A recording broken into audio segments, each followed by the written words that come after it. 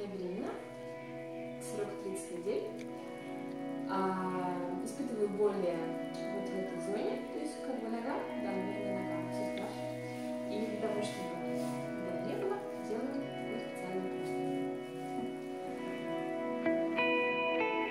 Пятки давят вовнутрь, охватывают стул и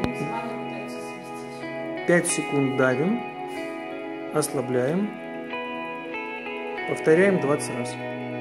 И пятки становятся вовнутрь ножек стула, давит на внутреннюю часть ножек стула, 5 секунд давим, 20 повторов.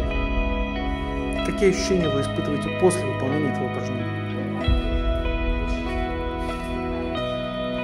При движении проходит.